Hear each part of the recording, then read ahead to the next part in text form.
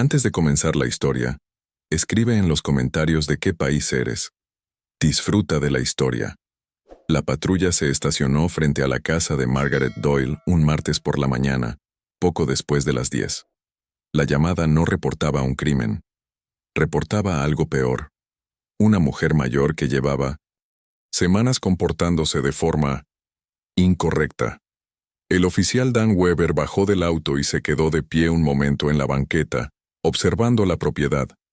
No era la primera vez que atendía una llamada en esta parte del pueblo. Casas viejas, calles tranquilas, vecinos que se conocían de toda la vida, pero que rara vez se involucraban en los asuntos de los demás. Sin embargo, algo en la descripción que le dieron por radio lo hizo prestar más atención de lo habitual. La casa tenía ese aspecto que adquieren los lugares cuando nadie los cuida durante mucho tiempo.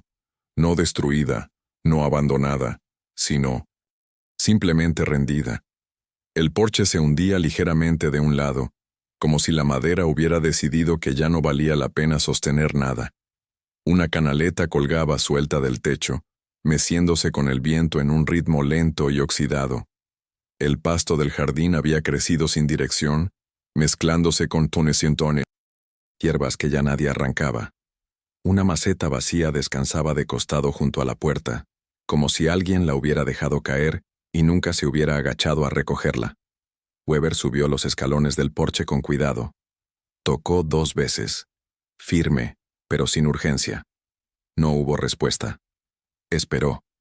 Tocó de nuevo. Pasaron casi 2 minutos antes de que escuchara movimiento del otro lado. Pasos lentos. El sonido metálico de un cerrojo que alguien giraba con dificultad. La puerta se abrió apenas unos centímetros, y un rostro apareció en la rendija. Margaret Doyle lo miró entrecerrando los ojos como si la luz del exterior fuera algo que no había enfrentado en días.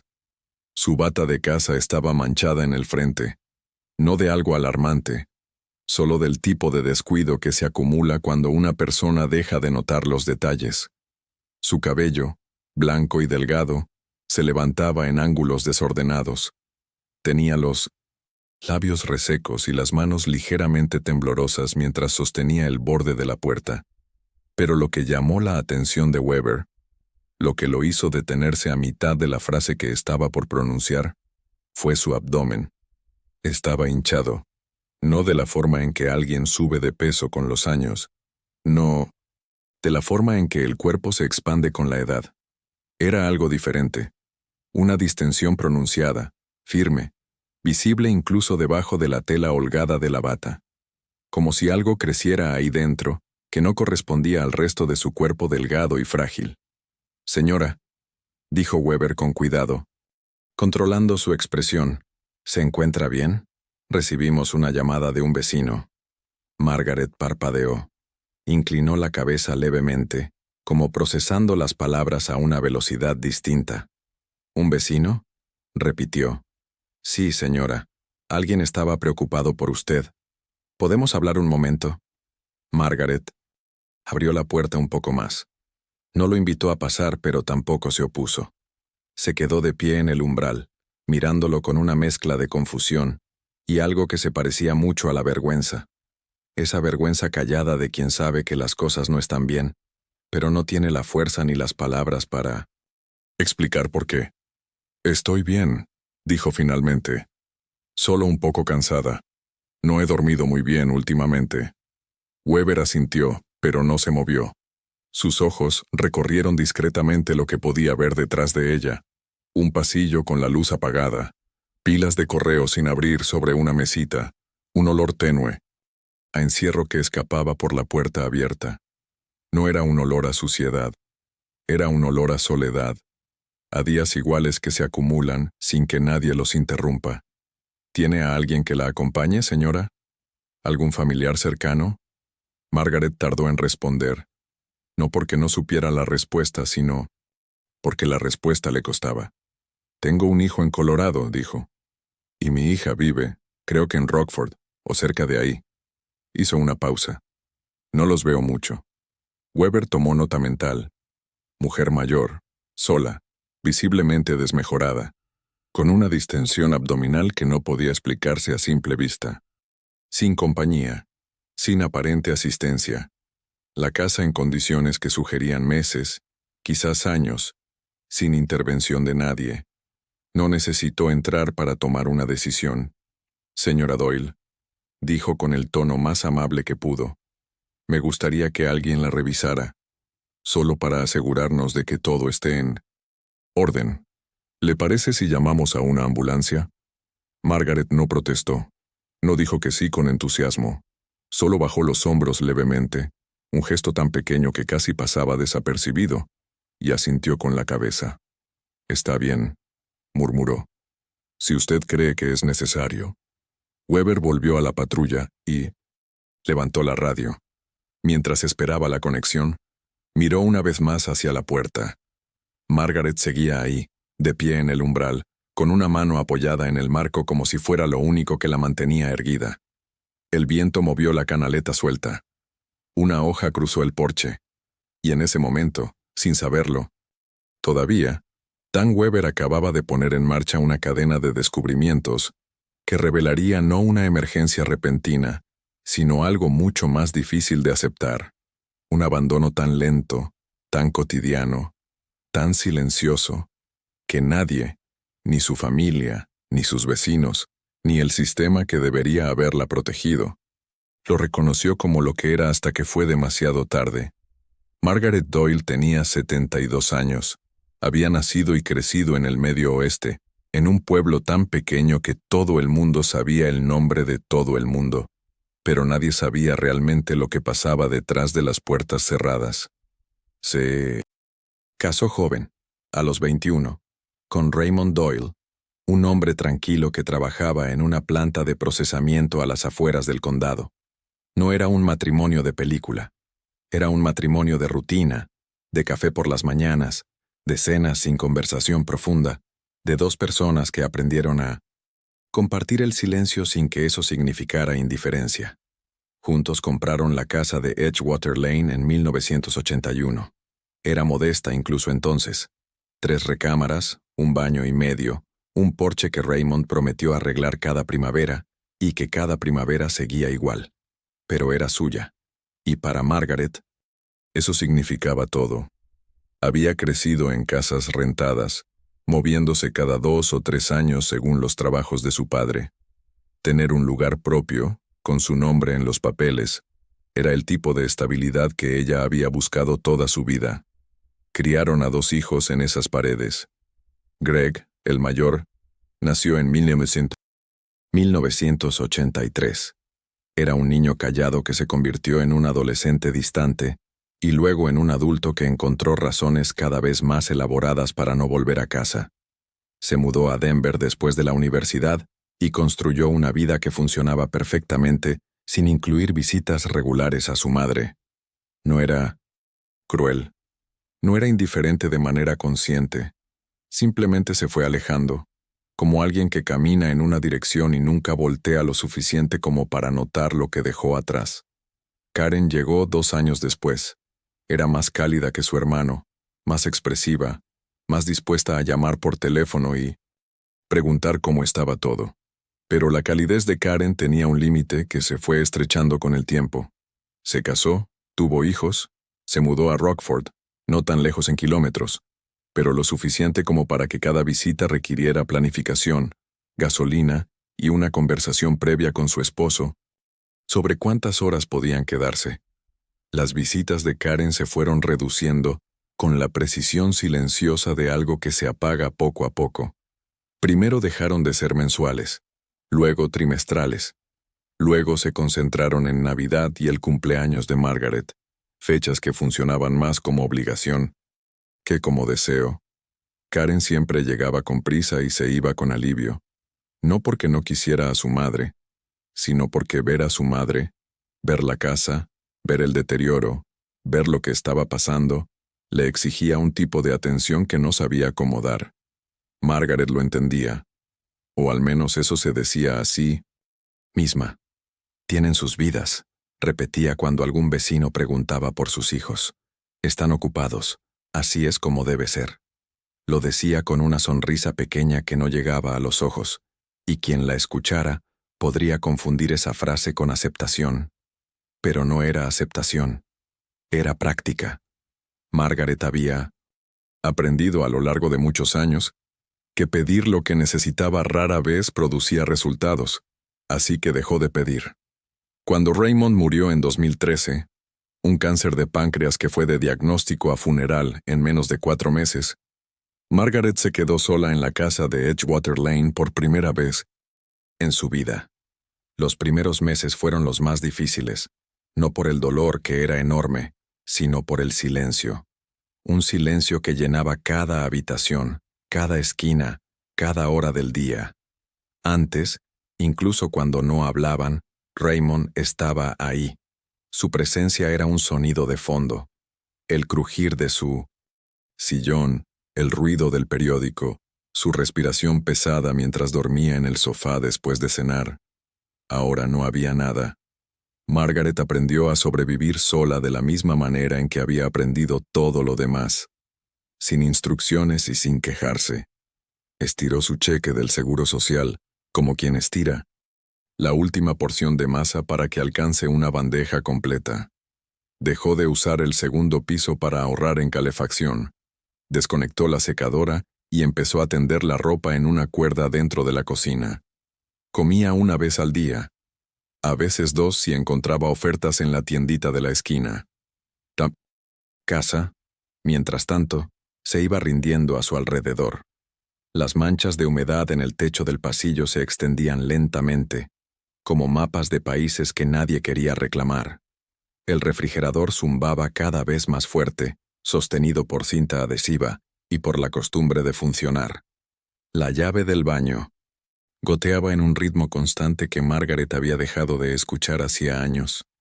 Se había convertido en parte del silencio, igual que todo lo demás. Lo que nadie veía, porque nadie estaba lo suficientemente cerca para verlo, era que Margaret no solo estaba envejeciendo, se estaba perdiendo. Las señales eran pequeñas al principio. Olvidaba cerrar la puerta con llave. Pagaba la cuenta de la luz 2 veces en un mes y luego no la pagaba al siguiente. Compraba latas de comida que ya tenía, apilándolas en filas ordenadas dentro de la alacena, con una lógica que solo ella comprendía, como si estuviera preparándose para algo que no podía nombrar. Una vez, Linda Farris la vio caminar hacia la tienda en pantuflas a las 7 de la mañana. Margaret no parecía notar que no traía zapatos.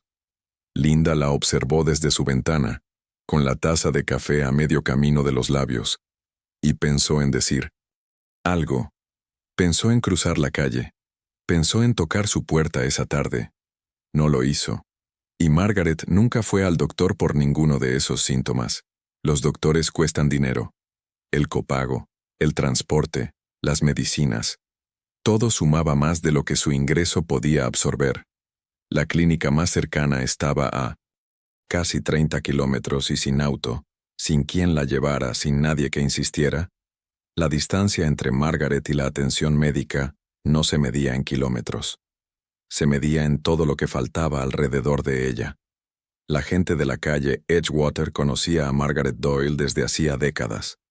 Para la mayoría, ella era parte del paisaje del vecindario, tan presente y tan ignorada como los buzones de correo o los árboles de la banqueta. Siempre había estado ahí. Siempre había sido la misma mujer tranquila, con su jardín de rosas, su paso lento y su costumbre de saludar con un movimiento breve de la mano que no pedía conversación, solo reconocimiento. Hubo un tiempo en que Margaret era más que una silueta detrás de la ventana. Cuando Raymond vivía, ella horneaba pan de plátano cada vez que una familia nueva se mudaba a la calle. Lo envolvía en papel aluminio, lo llevaba a la puerta, se presentaba y se iba sin esperar invitación a pasar. Era su forma de decir bienvenidos, su forma de existir dentro de una comunidad que, como muchas comunidades pequeñas, funcionaba más por proximidad que por conexión real. Después de que Raymond murió, las visitas con pan de plátano se detuvieron. Al principio los vecinos lo atribuyeron al duelo, luego al paso del tiempo. Luego simplemente dejaron de notarlo. Margaret pasó de ser la vecina amable a ser la vecina callada, y de la vecina callada a ser la vecina de la que nadie hablaba hasta que algo los obligaba a hacerlo. El primer cambio visible fue el jardín. Las rosas que Margaret había cuidado durante años empezaron a secarse. No de golpe. No fue que un día estuvieran vivas y al siguiente muertas. Fue gradual. Primero dejaron de florecer con la misma intensidad. Luego las ramas se fueron secando desde las puntas. Luego la hierba las cubrió. Para el verano del año pasado, el jardín de Margaret ya no era un jardín. Era un terreno descuidado con restos de lo que alguna vez fue bonito, y esa transición había ocurrido tan despacio que nadie podía señalar el momento exacto en que dejó de importar. Después vino el correo. Linda Farris, la vecina de enfrente, fue la primera en notarlo. El buzón de Margaret se llenaba durante días sin que nadie lo vaciara. Sobres que asomaban por la ranura, catálogos doblados a la fuerza, avisos con sellos rojos que no necesitaban abrirse para saber lo que decían. Linda lo observaba desde su porche mientras tomaba el café de la mañana. A veces pensaba en cruzar la calle y recoger el correo ella misma, dejarlo en el escalón de Margaret con una nota amable. Pero no quería invadir. No quería parecer entrometida. No quería abrir una puerta que tal vez la obligara a ver algo que prefería no ver. Luego vinieron las compras. Margaret caminaba hasta la tiendita de conveniencia a 3 cuadras de su casa, el único comercio al que podía llegar a pie, y regresaba cargando bolsas con combinaciones que no tenían sentido juntas. 6 latas de elote, una botella de cloro, velitas de cumpleaños, 2 barras de jabón y un paquete de galletas de animalitos. Los dependientes de la tienda la conocían. La dejaban pagar sin prisa, sin comentarios, aunque alguno había mencionado en voz baja que la señora a veces compraba lo mismo 2 días seguidos sin darse cuenta. Pero lo que realmente hizo que la gente empezara a hablar no fueron las compras, ni el correo, ni el jardín. Fue su cuerpo. A lo largo de los últimos meses, el abdomen de Margaret había cambiado de forma visible. No era un aumento de peso general. El resto de su cuerpo seguía delgado, incluso más delgado que antes. Era una hinchazón, concentrada, firme, que crecía debajo de su ropa holgada como algo que no correspondía a la mujer que la cargaba. Al principio, la gente lo notó sin mencionarlo. Una mirada de más en la tienda. Un segundo vistazo desde la banqueta de enfrente. Esa clase de observación que se disfraza de indiferencia, pero que en realidad es curiosidad contenida. Fue en el pasillo de las conservas del supermercado donde el comentario se escapó. 2 mujeres del vecindario, ninguna de ellas cercana a Margaret, pero ambas lo suficientemente familiarizadas como para reconocerla, se encontraron frente al estante de los frijoles enlatados. ¿Viste a Margaret el otro día?, dijo una, bajando la voz apenas lo necesario. Sí, está enorme. De aquí. Se señaló el abdomen con la mano. Parece que estuviera embarazada. La otra soltó una risa corta, incómoda. No porque fuera gracioso, sino porque no sabían qué otra reacción tener frente a algo que no entendían y que no estaban dispuestas a investigar. El comentario viajó, como viajan los comentarios en los pueblos pequeños, no con malicia declarada, sino con esa inercia perezosa del chisme que se mueve de boca en boca, sin que nadie asuma responsabilidad por haberlo dicho primero. En pocos días, la hinchazón de Margaret ya no era un detalle privado. Era tema de conversación en porches, en filas de la farmacia, en estacionamientos después de misa. Y aún así, con toda esa atención flotando alrededor de ella como humo, nadie tocó su puerta. Nadie le preguntó directamente si estaba bien. Nadie se ofreció a llevarla a un doctor, a sentarse con ella una tarde, a simplemente estar ahí del otro lado de la mesa con una taza de café y la disposición de escuchar. La preocupación existía, eso no se puede negar, pero era una preocupación cómoda. La clase de preocupación que se expresa en voz baja, detrás de cortinas, en conversaciones con terceros, pero que nunca se traduce en acción. La clase de preocupación que permite a las personas sentir que se dan cuenta de lo que pasa sin exigirles que hagan algo al respecto. Hasta que una mañana, alguien decidió que ya era suficiente. No se sabe con certeza quién hizo la llamada. El reporte fue anónimo. La voz al teléfono describió a una mujer mayor que llevaba semanas actuando de forma errática, saliendo descalza por las noches, hablando sola en el jardín, comprando cosas sin sentido. La persona que llamó no dejó su nombre. No pidió seguimiento. Solo entregó la información y colgó. Tal vez fue un acto de preocupación genuina. Tal vez fue un acto de incomodidad. En cualquier caso, fue la primera vez en mucho tiempo que alguien hizo algo, lo que fuera, respecto a Margaret Doyle. Y, aunque llegó tarde, esa llamada puso en movimiento todo lo que vendría después. El oficial Weber no necesitó más de 10 minutos dentro de la casa para tomar una decisión. No entró a inspeccionar ni a buscar evidencia de nada en particular. Solo necesitó pararse en la sala, mirar alrededor y escuchar a Margaret intentar responder preguntas básicas para entender que esa mujer necesitaba atención médica de inmediato. El interior de la casa confirmó lo que el exterior sugería. La sala estaba en penumbra. Las cortinas llevaban tanto tiempo cerradas que la tela se había decolorado en los bordes por el sol que apenas se filtraba. Había pilas de correo sobre la mesa del comedor, algunas tan antiguas que el papel se había amarillento. Platos limpios se mezclaban con platos sucios en la cocina sin un orden reconocible. Y en la alacena, decenas de latas apiladas con una precisión casi obsesiva, hileras perfectas de elote, frijoles, atún y sopa de tomate, como si Margaret estuviera almacenando provisiones para algo que nunca iba a llegar. Señora Doyle, dijo Weber con calma, parado en medio de la sala, ¿puede decirme qué medicamentos toma actualmente?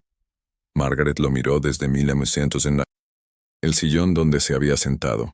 Parpadeó despacio. Tomaba unas pastillas, dijo, unas blancas. Para la presión, creo. Hizo una pausa larga. O para otra cosa. No me acuerdo bien. ¿Y su doctor? ¿Tiene algún médico que la atienda regularmente? Hace tiempo que no voy. Otra pausa. Los doctores están lejos. Weber asintió sin insistir. No era interrogatorio. Era observación. Y lo que observaba le decía suficiente. Una mujer de 72 años, sola, con signos evidentes de deterioro cognitivo, una distensión abdominal que no correspondía a nada normal, y ninguna red de apoyo visible. Salió al porche, levantó la radio y pidió una ambulancia. Los paramédicos llegaron en 18 minutos. Eran dos. Un hombre joven con barba recortada y una mujer de mediana edad con el tipo de expresión serena que se desarrolla después de años de ver cosas que la mayoría prefiere no imaginar. Entraron a la casa con una camilla plegable que no necesitaron usar. Margaret podía caminar. Lento, con esfuerzo, pero podía. La ayudaron a subir a la ambulancia con cuidado. Le pusieron una manta sobre los hombros aunque no hacía frío. Un gesto que era más humano que médico. Margaret se sentó en la camilla con las manos cruzadas sobre el regazo, mirando la pared interior de la ambulancia, con esa mirada que tienen las personas que han dejado de preguntarse a dónde las llevan. Fue durante el trayecto cuando ocurrió la primera suposición. El paramédico joven, profesional, bien intencionado pero humano al fin, miró de reojo el abdomen de Margaret mientras revisaba sus signos vitales. La hinchazón era imposible de ignorar, firme, pronunciada, desproporcionada respecto al resto de su cuerpo. Se inclinó hacia su compañera y dijo en voz baja, casi en un susurro, ¿crees que deberíamos descartar un embarazo? Su compañera lo miró, no con sorpresa, sino con ese tipo de paciencia que precede a una corrección silenciosa. Tienes 72 años, Miguel. Ya sé, pero he visto cosas más raras. La conversación duró menos de 10 segundos. Ninguno de los dos la repitió. Ninguno la mencionó en el reporte. pero las palabras quedaron suspendidas en el aire estrecho de la ambulancia, como algo que no debió haberse dicho, no porque fuera ofensivo, sino porque revelaba lo fácil que es llenar los vacíos de información con suposiciones cuando nadie tiene las respuestas. Margaret no reaccionó. Tal vez no escuchó. Tal vez escuchó y decidió que no valía la pena responder. O tal vez simplemente estaba en otro lugar. Ese lugar interno al que se retiran las personas que han pasado demasiado tiempo sin que alguien les hable con intención real. La ambulancia llegó al Centro Médico Regional St. Anne's a las 11:40 de la mañana. Era un hospital mediano, el tipo de institución que servía a varios condados rurales y que funcionaba siempre al límite de su capacidad, no por emergencias dramáticas, sino por la acumulación constante de casos que llegaban demasiado tarde, gente que no tenía seguro suficiente, gente que vivía lejos de todo, gente que esperaba hasta que el cuerpo ya no les daba opción. Margaret fue registrada en admisión por una enfermera llamada Joyce, que llevaba 23 años en ese mostrador y que había desarrollado la habilidad de leer una situación completa en los primeros 30 segundos. Miró a Margaret, miró el reporte del oficial, miró la pantalla de su computadora donde debería haber aparecido un historial médico. La pantalla estaba casi vacía. La última visita registrada era de hacía más de 6 años. Un análisis de sangre de rutina que había sido marcado para seguimiento. El seguimiento nunca ocurrió. No había médico de cabecera asignado. No había seguro más allá del Medicare básico. El campo de contacto de emergencia estaba en blanco. Joyce tecleó despacio, llenando los espacios con lo poco que Margaret podía proporcionar. Nombre completo, fecha de nacimiento, dirección. Alergias. No sé, dijo Margaret. Medicamentos actuales. Unas pastillas blancas, creo. Último médico tratante. Silencio. Cuando llegó al campo de síntomas actuales, Joyce se detuvo. Miró el abdomen de Margaret, visible, evidente, imposible de catalogar sin estudios. Miró de nuevo la pantalla y escribió, con la precisión de alguien que sabe que cada palabra en un expediente puede definir lo que viene después. Distensión abdominal significativa, origen desconocido, paciente sin historial médico reciente, sin acompañante, sin contacto de emergencia disponible. Cada campo vacío en esa pantalla contaba una parte de la historia, y juntos, esos vacíos decían más que cualquier diagnóstico. Margaret Doyle había pasado años cayendo, y no había habido nadie ahí, ni una persona, ni un sistema, ni una sola red, de seguridad, para detener la caída. La sala de urgencias del Centro Médico Regional St. Anne's funcionaba como funcionan todas las salas de urgencias en hospitales rurales, con más pacientes de los que debería atender, menos personal del que necesitaba, y una prisa constante que se disfrazaba de eficiencia. Los pasillos olían a desinfectante y a café recalentado. Las luces fluorescentes no distinguían entre el día y la noche, y los sonidos, monitores, voces, ruedas de camillas sobre el piso de linóleo, se mezclaban en un zumbido continuo que las personas que trabajaban ahí habían aprendido a ignorar para poder seguir funcionando. Margaret fue colocada en una cama al fondo del área de observación, en el cubículo 7. La separaba del pasillo una cortina color azul pálido que colgaba de un riel metálico y que no llegaba completamente al piso. Era el tipo de barrera que ofrecía la ilusión de privacidad sin cumplir realmente su función. Cualquier conversación en tono normal podía escucharse desde el cubículo de al lado. Cualquier comentario en voz baja, si no era lo suficientemente baja, viajaba más lejos de lo que el hablante pretendía. Un residente joven fue él. Primero en examinarla. Se llamaba Dr. Patel. Segundo año de residencia. Dedicado, minucioso, con esa mezcla de conocimiento teórico y cautela práctica que caracteriza a los médicos que todavía están aprendiendo a confiar en lo que ven. Se acercó a Margaret con un estetoscopio alrededor del cuello y una tableta electrónica en la mano donde apenas había información que leer. Señora Doyle, voy a revisarla brevemente, ¿de acuerdo? Solo necesito que me digas si algo le duele. Margaret asintió sin decir nada. El doctor Patel presionó suavemente sobre su abdomen. Su expresión cambió de inmediato. No, de manera dramática, pero sí de una forma que alguien entrenado en leer rostros habría notado.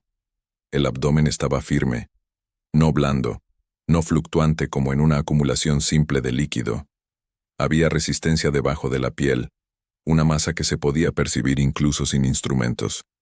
No era consistente, con aumento de peso. No era consistente con retención de líquido solamente. Era algo estructural, algo que estaba ahí y que llevaba tiempo creciendo. Ordenó un ultrasonido de inmediato.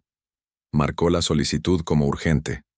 Fue mientras esperaban, en ese intervalo incómodo entre la sospecha y la confirmación, cuando todo está suspendido y nadie sabe exactamente qué decir. Cuando ocurrió el momento que nadie registró en ningún expediente, pero que Margaret posiblemente recordaría por más tiempo que cualquier diagnóstico. Una enfermera nueva, joven, no más de 25 años, con apenas unas semanas en el departamento, se acercó a la cortina del cubículo 7 con la hoja de ingreso en la mano. Estaba revisando los datos, tratando de completar campos que habían quedado vacíos.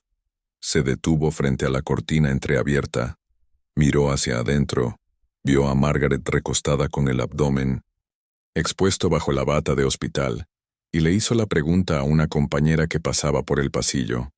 No la susurró. Creyó que lo hizo, pero no lo hizo. ¿Está embarazada? El silencio que siguió duró apenas 3 segundos. Pero 3 segundos en una sala de urgencias pueden sentirse como un minuto completo.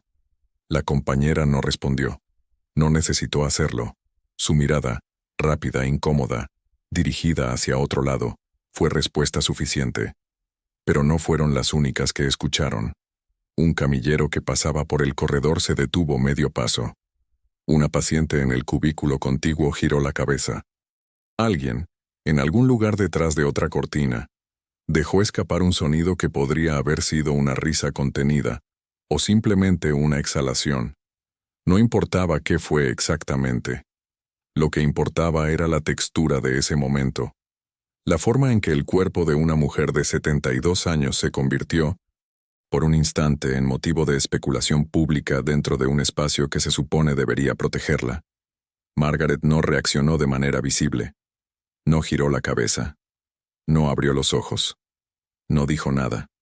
Pero sus manos, que habían estado descansando a los costados de la camilla, se movieron lentamente hasta cruzarse sobre su pecho, como si estuviera cubriéndose de algo que no podía ver pero sí sentir. 30 minutos después, la trabajadora social fue convocada.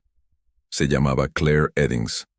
Tenía 46 años, cabello castaño recogido en un moño práctico, y el tipo de mirada que no juzga, pero tampoco deja pasar nada. Llevaba 11 años trabajando en St. Anne's, y en ese tiempo había visto suficientes casos como el de Margaret para reconocer las señales antes de que alguien le explicara la situación. Entró al cubículo, acercó una silla de plástico a la camilla, se sentó y no habló. Durante varios segundos. Solo miró a Margaret. La miró como quien mira a una persona y no a un caso. Y ese pequeño gesto, esa pausa antes de la primera pregunta, fue quizás lo más humano que Margaret había recibido en meses. «Margaret», dijo Claire con voz tranquila, «mi nombre es Claire. Trabajo aquí en el hospital. Mi trabajo es asegurarme de que usted tenga todo lo que necesita. ¿Podemos platicar un momento?»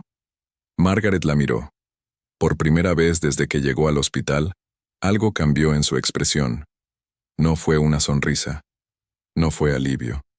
Fue algo más sutil. El reconocimiento de que alguien le estaba hablando directamente a ella, no sobre ella, no a su abdomen, no a su expediente vacío, a ella. ¿Tiene familia cerca?, preguntó Claire. Mi hija vive en Rockford, o vivía, ya no estoy segura. ¿Cuándo fue la última vez que habló con ella? Margaret lo pensó. La pausa se extendió. Sus ojos se movieron hacia un punto indefinido del techo, como si buscara la respuesta en algún lugar de su memoria, que ya no estaba organizado de manera confiable.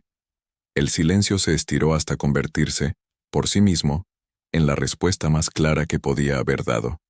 Claire abrió su libreta. No escribió. Todavía. Solo la sostuvo abierta sobre su regazo, como una promesa de que lo que Margaret dijera sería registrado, que alguien finalmente estaba tomando nota.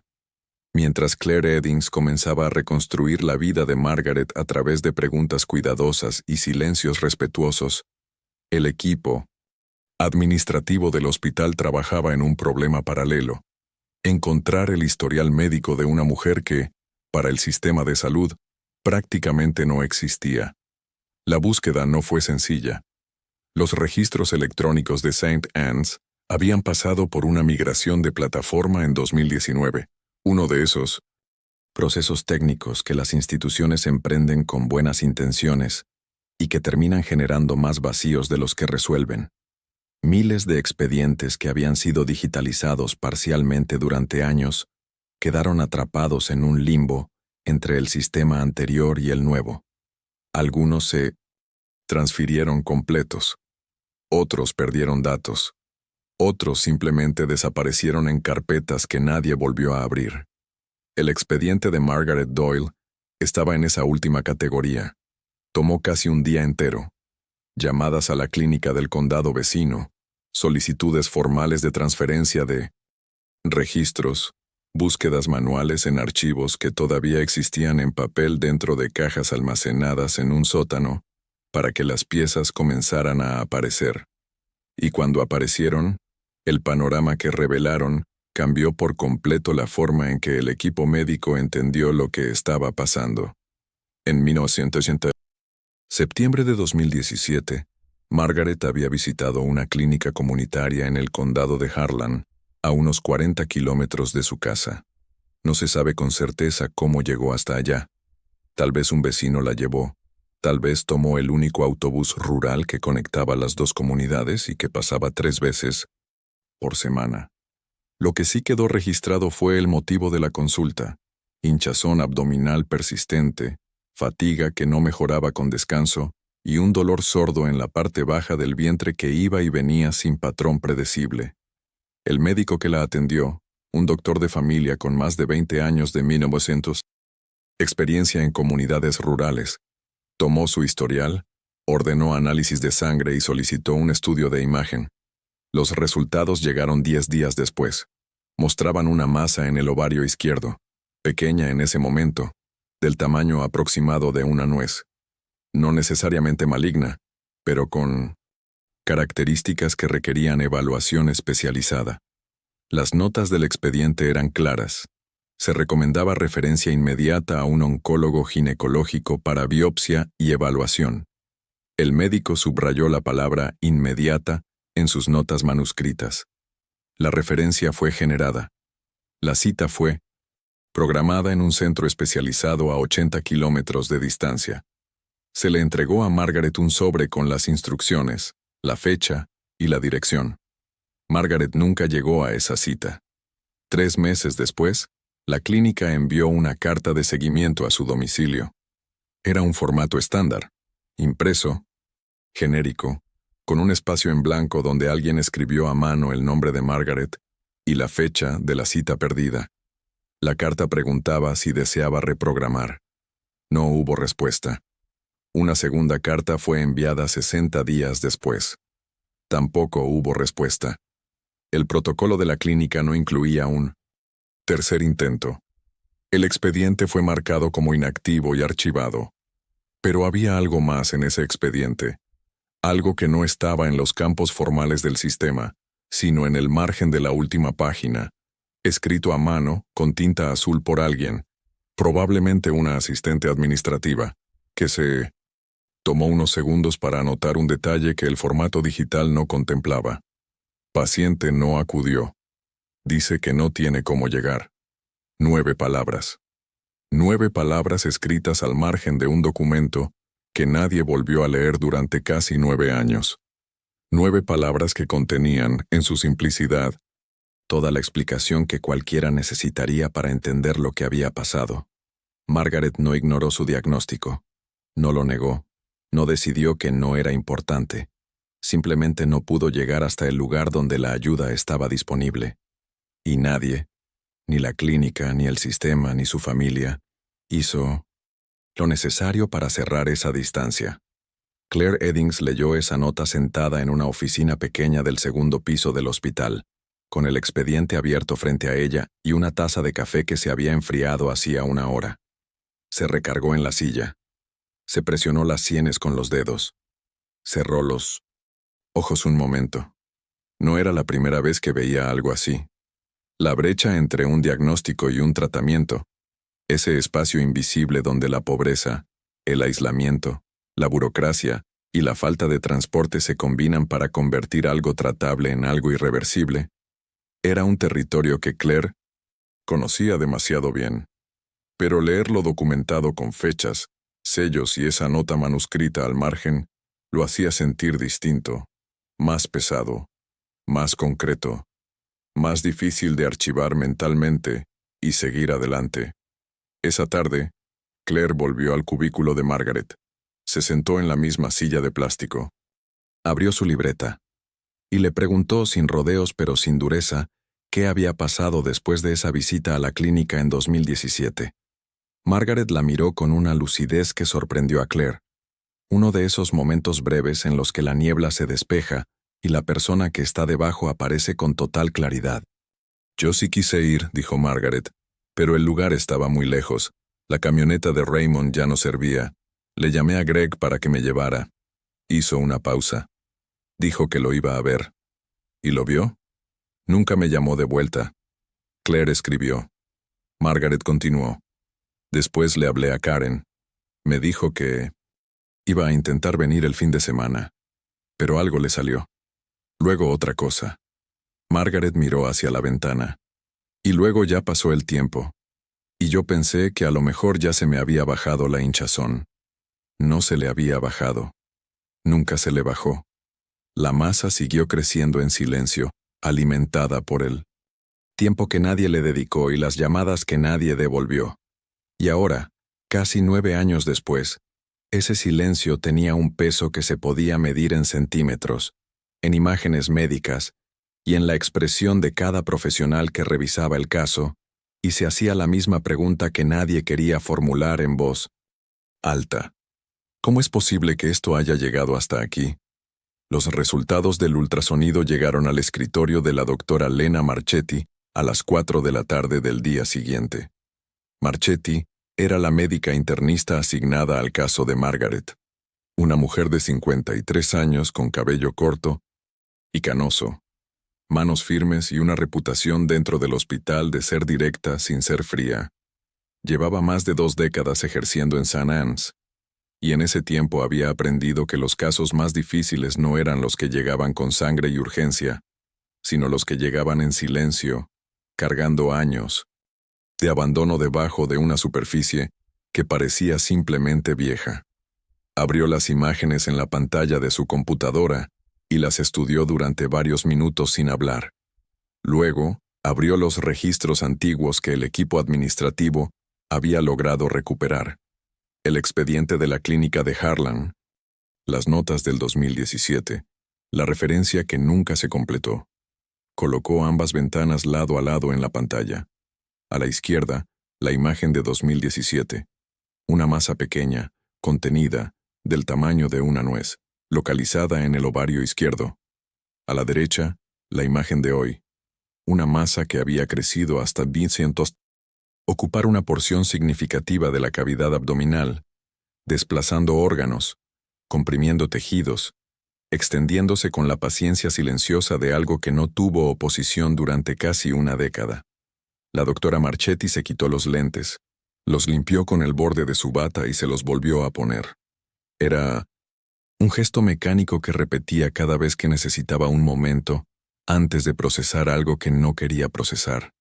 Había visto progresiones similares antes, no muchas, pero las suficientes para saber que lo que estaba mirando no era un misterio médico, era una consecuencia, el resultado predecible y evitable de años sin intervención. Ordenó estudios complementarios, tomografía, marcadores tumorales, análisis de función hepática y renal, para completar el panorama clínico. Pero incluso antes de que esos resultados llegaran, la imagen del ultrasonido contaba una historia que no necesitaba confirmación adicional. La masa había crecido más allá de los límites de lo que una intervención quirúrgica estándar podía resolver con expectativa curativa. La extensión sugería compromiso de estructuras adyacentes. El tiempo que había pasado sin tratamiento había permitido que lo que alguna vez fue pequeño y manejable se transformara en algo que el cuerpo de Margaret ya no podía contener ni combatir. Esa tarde, la doctora Marchetti bajó al primer piso, cruzó el pasillo de observación y entró al cubículo de Margaret. Acercó la misma silla de plástico que Claire Eddings había usado el día anterior, se sentó y habló con Margaret directamente, sin intermediarios, sin eufemismos, pero también sin frialdad. Le explicó lo que habían encontrado. Usó palabras sencillas. No dijo neoplasia ni metástasis. Dijo que había algo creciendo dentro de su abdomen, que llevaba mucho tiempo ahí, que era lo mismo que le habían detectado años atrás en aquella clínica, y que, lamentablemente, había crecido demasiado como para que las opciones fueran las mismas que habrían sido entonces. Margaret escuchó en silencio. No interrumpió. No hizo preguntas durante la explicación. Sus ojos estaban fijos en la doctora Marchetti, con una atención que contrastaba con los episodios de desorientación que había mostrado en días anteriores.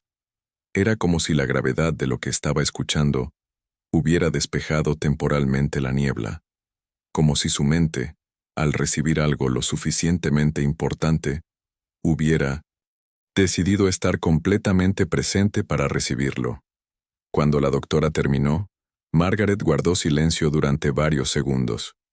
Luego hizo una sola pregunta. No preguntó cuánto tiempo le quedaba. No preguntó si había cura. No preguntó por tratamientos, ni por opciones, ni por porcentajes. Preguntó algo mucho más simple y mucho más devastador. ¿Es lo mismo de antes? Sí, dijo la doctora Marchetti. Es lo mismo. Solo siguió creciendo. Margaret asintió despacio, como si estuviera confirmando algo que una parte de ella ya sabía, algo que había sentido en su cuerpo durante años sin tener el vocabulario ni el acompañamiento para ponerle nombre. Miró hacia la ventana del cubículo, un pequeño rectángulo de cielo gris que no ofrecía nada en particular, y dijo, casi para sí misma, yo pensé que a lo mejor se iba a parar solo. No había enojo en su voz. No había amargura. No había reclamo dirigido a nadie, ni a los hijos que no la llevaron, ni al sistema que la perdió, ni al cuerpo que la traicionó en silencio. Solo había resignación. La resignación profunda y tranquila de una mujer que había pasado más de una década aprendiendo a no esperar nada de nadie, y que ahora recibía la confirmación final de que no esperar nada había sido, al mismo tiempo, su forma de sobrevivir y la razón por la que ya no podría hacerlo. La doctora Marchetti documentó en su reporte lo que el equipo ya sabía, pero que necesitaba quedar por escrito. La condición de Margaret, de haber sido tratada en 2017, o incluso en 2018, o 2019, habría tenido un pronóstico favorable. La tasa de supervivencia a 5 años para ese tipo de masa en etapa temprana superaba el 80%. El tratamiento habría sido significativo pero rutinario dentro de los estándares oncológicos. Margaret habría necesitado cirugía, posiblemente seguimiento con quimioterapia y monitoreo periódico. Habría necesitado transporte a las citas. Habría necesitado a alguien que la acompañara. Habría necesitado que el sistema la recordara y que su familia estuviera presente. Nada de eso ocurrió. Ahora, las opciones se reducían. La cirugía podía intentarse para reducir el volumen de la masa, pero no con intención curativa. La quimioterapia era técnicamente posible, pero la condición general de Margaret, la desnutrición acumulada, el deterioro cognitivo, su edad, la fragilidad de un cuerpo que había funcionado, Durante años con lo mínimo, hacía que cualquier tratamiento agresivo representara un riesgo que posiblemente superaba al beneficio. La palabra paliativo apareció por primera vez en el expediente esa tarde, escrita con la misma tipografía neutra que el resto del documento, sin énfasis, sin dramatismo. Solo una palabra más en un campo más de un formulario que el sistema procesaría como procesaba todos los demás. Pero para Margaret, esa palabra, aunque nadie se la dijo directamente todavía, significaba algo que no cabía en ningún formulario. Significaba que el tiempo que le habían quitado las omisiones de otros era tiempo que ya no se podía devolver. La notificación formal fue enviada por el Departamento de Servicios Sociales del hospital un miércoles por la tarde. No fue una llamada personal, no fue un mensaje de texto. Fue un documento oficial, con membrete, número de caso y lenguaje administrativo, dirigido a los dos hijos de Margaret Doyle como familiares más cercanos registrados. El documento informaba que su madre se encontraba hospitalizada, que su condición era seria y que se requería la presencia de al menos un familiar para participar en las decisiones médicas pendientes. Greg Doyle recibió la notificación en su oficina de Denver un jueves a media mañana. Estaba en una junta cuando su asistente le dejó el sobre en el escritorio. Lo abrió 2 horas después, entre correos electrónicos y una llamada que no podía posponer. Leyó el documento 2 veces. La primera vez, rápido, buscando la palabra que temía encontrar.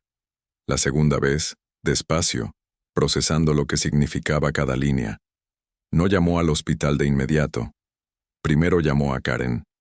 La conversación entre los dos hermanos duró menos de 4 minutos.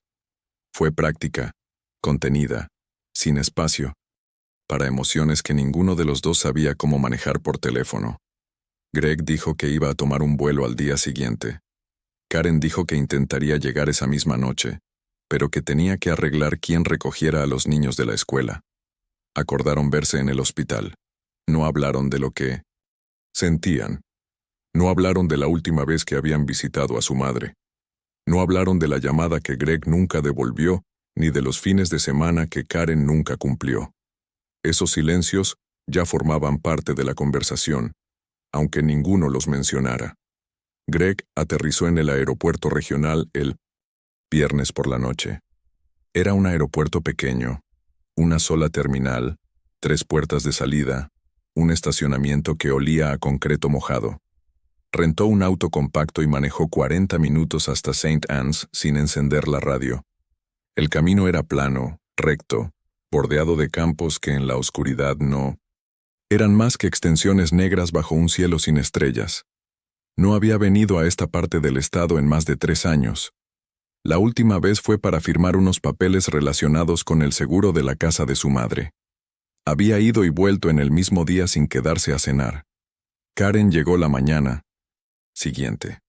Entró al hospital con los ojos enrojecidos y la mandíbula apretada, como alguien que ha llorado en el auto, pero que se ha prometido a sí misma no llorar adentro. Llevaba una bolsa de tela con revistas que había agarrado en la gasolinera de la carretera, algo que llevar, algo que poner en la mesita de noche, algo que justificara el gesto de llegar sin que ese gesto tuviera que significar demasiado. Se encontraron en el pasillo del segundo piso, frente a la puerta de la habitación donde Margaret había sido trasladada la noche anterior. El encuentro fue breve. Greg tenía las manos en 1900, los bolsillos. Karen sostenía la bolsa de revistas contra el pecho como si fuera un escudo. Se miraron con esa expresión particular que tienen los hermanos adultos cuando se reúnen en un hospital. Una mezcla de reconocimiento, incomodidad y culpa compartida que ninguno sabe cómo articular. ¿Ya la viste?, preguntó Karen. Llegué anoche. Estaba dormida. No quise despertarla. No dijeron más.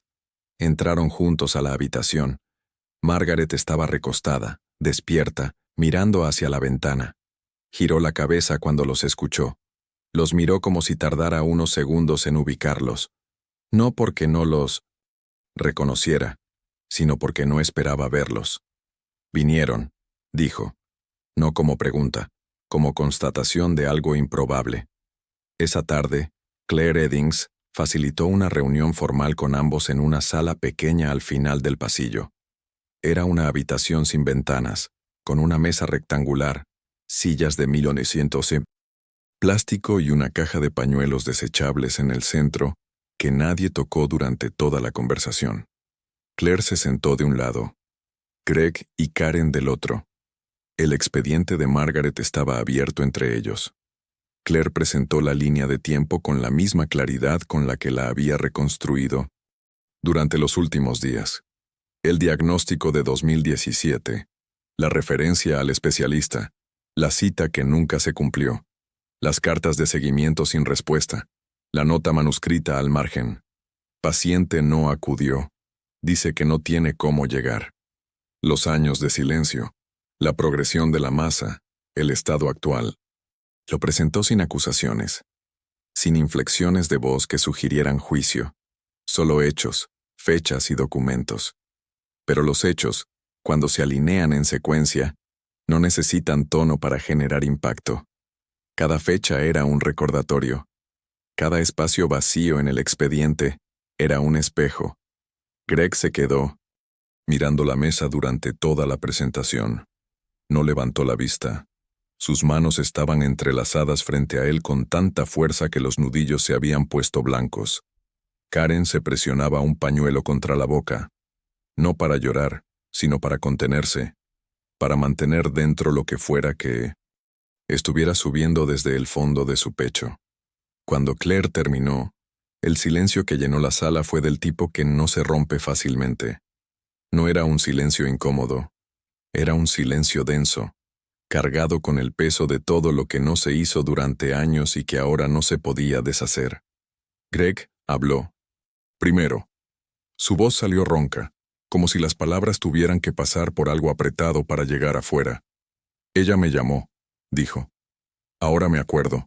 Me pidió que la llevara a algún lado. Un doctor, creo. Le dije que lo iba a ver. Hizo una pausa larga. Tragó saliva. No lo vi. Karen no dijo nada. No necesitaba hacerlo. Su ausencia a lo largo de los años había hablado con suficiente claridad. Cada visita acortada, cada fin de semana pospuesto, cada llamada que terminó antes de empezar realmente. No era que Karen no quisiera a su madre. Era que quererla desde lejos había sido más fácil que quererla de cerca, y esa distancia se había convertido, sin que ella lo planeara, en el espacio exacto donde la vida de Margaret se desmoronó sin testigos. El equipo legal del hospital revisó el caso esa misma semana. No había negligencia criminal en el sentido estricto de la ley. Nadie había causado daño directo. Nadie había actuado con intención de perjudicar. Pero el reporte de servicios sociales utilizó una frase que quedaría grabada en la mente de ambos hermanos mucho después de que abandonaran ese hospital, mucho después de que volvieran a sus vidas, mucho después de que el tiempo hiciera lo que el tiempo siempre hace con la culpa, suavizarla sin eliminarla, negligencia acumulativa por inacción sostenida. No se presentaron cargos. No se fijó ninguna audiencia. El sistema procesó el caso de Margaret como procesaba todos los casos similares, con formularios, referencias, cruzadas y un expediente que terminaría en un archivero metálico, esperando a que alguien, algún día, necesitara un número para una estadística. La trasladaron un viernes por la mañana. 2 enfermeros empujaron la camilla por el pasillo del segundo piso, con ese ritmo lento y cuidadoso que se reserva para los pacientes que ya no van hacia un tratamiento, sino hacia un lugar donde el objetivo es otro. La unidad de cuidados paliativos de St. Anne's estaba al final del corredor, una sección del hospital que tenía paredes pintadas, en un tono más cálido que el resto, cuadros genéricos de paisajes, colgados a intervalos regulares, y un silencio distinto al de las otras áreas. No era el silencio de la urgencia contenida. Era el silencio de lo que ya se aceptó. Habitación 114. Era una habitación individual, no porque Margaret tuviera un seguro que la cubriera, sino porque el protocolo de 1910 paliativos así lo establecía cuando había disponibilidad. Tenía una cama ajustable, una mesita de noche con una jarra de agua de plástico, un sillón reclinable para visitas que nadie había solicitado aún, y una ventana. La ventana daba al estacionamiento. No era una vista que inspirara nada. Filas de autos bajo el sol, una barda de concreto al fondo, el ir y venir de personas que entraban y salían del hospital cargando flores, bolsas de comida, o simplemente el peso invisible de sus propias preocupaciones. Pero si Margaret giraba la cabeza ligeramente hacia la derecha, un ángulo preciso que probablemente descubrió por accidente durante su primera tarde ahí, podía ver el borde de una línea de árboles donde los robles comenzaban a mostrar las primeras hojas de la primavera. Hojas pequeñas, tercas, de un verde tan nuevo que casi parecía transparente. Margaret miraba esos árboles con frecuencia, no con admiración ni con nostalgia. Los miraba de la manera en que una persona mira algo vivo cuando está empezando a entender, desde un lugar que no necesita palabras, que su propio tiempo avanza en una dirección distinta. Las enfermeras del turno matutino la describían como una paciente ideal, educada, cooperativa, agradecida por cada pequeño gesto, el cambio de sábanas, el vaso de agua fresca, el ajuste de la almohada que una enfermera llamada Rosa hacía cada mañana sin que Margaret lo pidiera, simplemente porque había notado que Margaret dormía mejor con la almohada, ligeramente inclinada hacia la izquierda. Margaret le agradecía cada vez. Muy amable, decía. Gracias. Y Rosa asentía y seguía con su ronda, llevándose consigo ese agradecimiento pequeño que, viniendo de alguien que no había recibido casi nada de nadie durante años, pesaba más de lo que aparentaba. Las enfermeras del turno nocturno la describían de otra manera, no contradictoria, sino complementaria. De noche, Margaret estaba más callada, más distante, no de una forma fría ni triste, sino de la manera en que se retiran las personas que ya han comenzado el proceso lento e interno de despedirse. A veces la encontraban despierta a las 3 de la madrugada, mirando el techo con los ojos abiertos y las manos cruzadas sobre el pecho, respirando despacio, como si estuviera escuchando algo que solo ella podía oír. Cuando le preguntaban si necesitaba algo, siempre respondía lo mismo. No, estoy bien, gracias. Nunca se quejó de dolor. La gráfica clínica al pie de su cama indicaba que tenía razones de sobra para hacerlo. Los analgésicos se administraban cada 6 horas y su nivel de malestar estaba documentado como moderado a severo en las evaluaciones de enfermería. Pero Margaret no pedía medicamento adicional. No presionaba el botón de llamada. No mencionaba el dolor a menos que alguien le preguntara directamente, y aun entonces minimizaba su respuesta. Un poquito, decía. Nada que no se aguante. Era la frase de una generación entera, una generación de mujeres, que aprendieron que aguantar era más respetable que pedir, y que pedir era casi lo mismo que molestar. Karen visitó todos los días durante la primera semana. Llegaba después del mediodía, se sentaba en el sillón reclinable, hojeaba las revistas que había traído el primer día y que Margaret nunca tocó, y se quedaba entre 1 y 2 horas. A veces hablaban. Conversaciones cortas, superficiales, que giraban alrededor del clima, la comida del hospital, o recuerdos vagos de cuando los hijos eran pequeños. Ninguna de las dos mencionaba lo que estaba pasando. Ninguna de las dos pronunciaba las palabras que flotaban en la habitación como algo sólido pero invisible. Para la segunda semana, las visitas de Karen se espaciaron. Cada tercer día primero. Luego 2 veces por semana. El patrón era familiar, el mismo ritmo de retirada gradual que había marcado su relación con Margaret durante 1900 años, solo que ahora comprimido en un espacio de tiempo más corto. Karen no dejó de querer a su madre. Simplemente no sabía cómo estar presente en una habitación donde lo único que podía hacer era exactamente eso, estar presente, sin soluciones, sin planes, sin la posibilidad de arreglar nada. Greg voló de regreso a Denver después de 5 días. Antes de irse, Se paró en la puerta de la habitación 114 durante un momento largo. Margaret estaba dormida. Él la miró desde el umbral. Su cuerpo pequeño bajo las sábanas del hospital, su cabello blanco contra la almohada, su respiración lenta y rítmica. No entró. No se acercó. Se quedó ahí, de pie, con la maleta en una mano y la otra apoyada en el marco de la puerta, y luego se dio la vuelta y caminó hacia el elevador. Desde Denver, llamaba a la estación de enfermería cada 2 o 3 noches. Las llamadas duraban menos de 2 minutos. Preguntaba cómo estaba. Le decían estable. Él decía gracias. Colgaba. La distancia entre Denver y San Ynez no se medía en kilómetros. Se medía en la brevedad de esas llamadas. Margaret no preguntaba por ninguno de los dos. No preguntaba si Greg había llamado ni cuándo vendría Karen. Miraba los robles. Dormía. Comía poco. Y ocasionalmente hablaba con Claire Eddings, quien seguía visitándola 1 o 2 veces por semana, incluso después de que el expediente formal del caso había sido completado y enviado.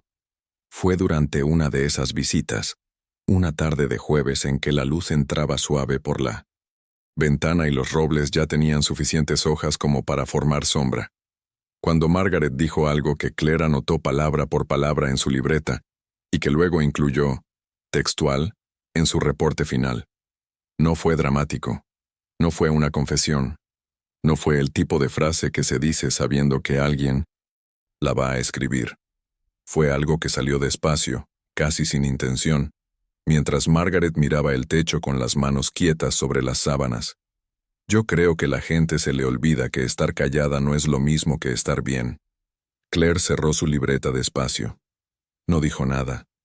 Se quedó sentada junto a Margaret en el silencio que siguió.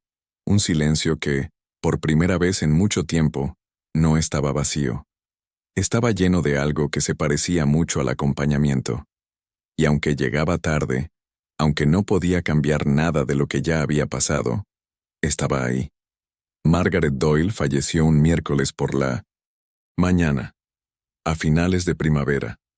No fue de madrugada ni al atardecer, esos horarios que las historias suelen elegir para darle un marco poético a lo inevitable. Fue a las 9:42 de la mañana, con la luz del sol entrando por la ventana de la habitación 114 y los robles afuera, completamente verdes, cargados de hojas que se movían con una brisa suave que Margaret ya no podía sentir. La enfermera Rosa fue quien registró la hora. Estaba revisando los signos vitales de rutina cuando notó que el monitor había dejado de marcar. Se acercó a la cama. Miró a Margaret. Sus ojos, cerrados, sus manos cruzadas sobre el pecho en esa posición que había adoptado durante las últimas semanas, su expresión tranquila, sin rastro de dolor ni de lucha. Rosa se quedó de pie junto a la cama durante un momento. No por protocolo, por respeto, por ese instinto silencioso que tienen las personas que trabajan con la muerte todos los días, y que aún así nunca se acostumbran del todo. Un doctor firmó el certificado de defunción antes del mediodía.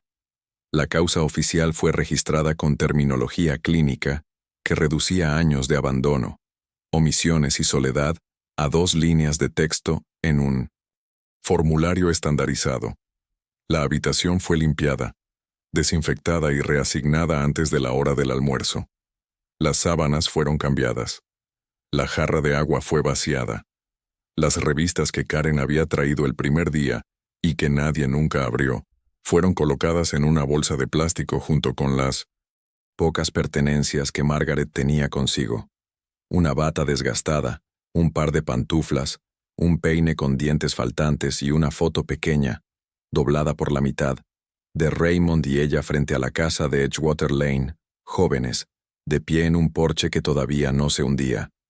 El reporte de servicios sociales sobre el caso de Margaret fue archivado en la oficina del condado y reenviado a una junta de revisión estatal como parte de un estudio más amplio sobre deficiencias en la atención a adultos mayores en comunidades rurales. Era un documento de 23 páginas que incluía la línea de tiempo médica, las evaluaciones de Claire Eddings, los hallazgos clínicos de la doctora Marchetti y una sección de recomendaciones que ocupaba las últimas 4 páginas. Las recomendaciones eran razonables, específicas y necesarias. Expansión de servicios de clínicas móviles para zonas sin acceso a transporte. Implementación de visitas de bienestar obligatorias para personas mayores identificadas como aisladas. Mejora en los sistemas de coordinación entre clínicas de atención primaria y centros de referencia especializada, y creación de protocolos de seguimiento activo para pacientes que no acuden a citas programadas.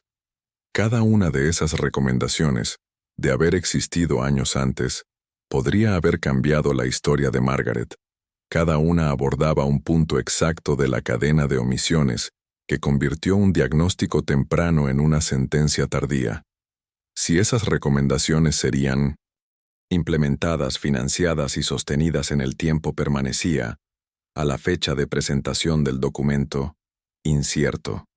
El reporte fue recibido, sellado y colocado en una carpeta junto con otros reportes similares de otros condados, con otras Margarets, cuyos nombres nadie fuera de esos documentos conocería jamás.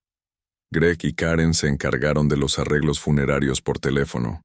Dividieron las decisiones de la misma forma en que habían dividido todo lo relacionado con su madre durante años, con eficiencia, sin discusión y sin el tipo de conversación profunda que habría requerido mirar de frente lo que ambos sabían pero ninguno quería nombrar.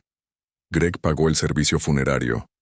Karen eligió el ataúd de un catálogo que la funeraria le envió por correo electrónico. Ninguno de los dos visitó la casa de Edgewater Lane antes del funeral. Ninguno de los dos quiso ver la alacena con las latas apiladas, el techo con las manchas de humedad o la maceta vacía junto a la puerta que llevaba años tirada de costado. El funeral fue un sábado por la mañana. Pequeño. Breve. Un pastor que nunca había conocido a Margaret leyó un pasaje estándar sobre el descanso y la paz eterna. Sus palabras eran amables y completamente genéricas. El tipo de palabras que sirven para cualquier persona precisamente porque no están dirigidas a ninguna en particular. Greg estuvo de pie en la primera fila con las manos cruzadas al frente. Karen se sentó al otro extremo del mismo banco con lentes oscuros que no se quitó en ningún momento. No lloraron. No hablaron entre ellos durante la ceremonia. Después se despidieron en el estacionamiento con un abrazo corto que duró lo justo para no parecer frío ni lo suficiente para significar algo. Linda Farris, la vecina de enfrente, asistió al funeral. Llegó sola. Se paró en la última fila, con un abrigo que no necesitaba y las manos apretadas alrededor de un pañuelo que no usó. Se fue antes de que terminara, antes de que alguien pudiera hablarle. Antes de que alguien pudiera preguntarle si alguna vez cruzó la calle. La casa de Edgewater Lane fue puesta a la venta 2 meses después. Un agente inmobiliario tomó fotografías con una cámara gran angular que hacía que las habitaciones parecieran más grandes de lo que eran. El anuncio en línea la describía como una encantadora propiedad con carácter ideal para remodelar. Las manchas de humedad del techo fueron cubiertas con 2 capas de pintura blanca. El porche hundido fue apuntalado con madera nueva. La canaleta suelta fue reemplazada. El jardín fue podado, rastrillado y sembrado con pasto nuevo que brillaba de un verde artificial bajo el sol del verano. Las latas, docenas de ellas apiladas en 1930, filas que Margaret había organizado con una lógica que solo ella comprendía, fueron empacadas en cajas de cartón y donadas a un banco de alimentos del condado. Nadie contó cuántas eran. Nadie se detuvo a observar el orden en que estaban acomodadas, ni a preguntarse qué significaba ese orden para la mujer que las colocó ahí, una por una, durante meses, en una cocina silenciosa donde no entraba nadie más. Nadie que comprara esa casa sabría jamás que una mujer vivió ahí durante 40 años. Que crió hijos en esas habitaciones, que despidió a un esposo desde ese porche, que regó rosas en ese jardín hasta que ya no pudo, y que desapareció lentamente dentro de esas paredes mientras el mundo afuera seguía adelante sin detenerse.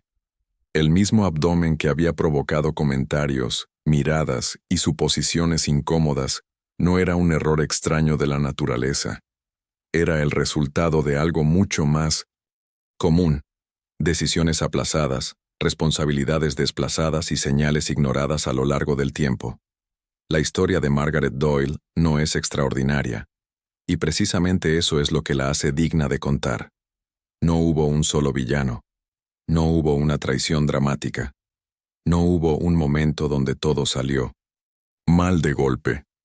Solo hubo una serie de pequeñas decisiones, una llamada no devuelta, un aventón no dado, una cita no cumplida, una puerta no tocada, que se acumularon, año tras año, hasta volverse irreversibles. Los sistemas que se supone deben atrapar a personas como Margaret existen. Están subfinanciados, con poco personal y sobrepasados. Las familias que se supone deben cuidar a personas como Margaret también existen. Están ocupadas, distraídas y muchas veces sin darse cuenta de cuánto daño puede hacer el silencio. Y las Margaret Doyle de este mundo existen en cada pueblo pequeño, en cada calle tranquila, detrás de cada puerta que permanece cerrada demasiado tiempo. No son invisibles. Están a la vista. Solo no son prioridad. No fue un caso excepcional. Fue un caso completo, y como muchos otros quedó registrado.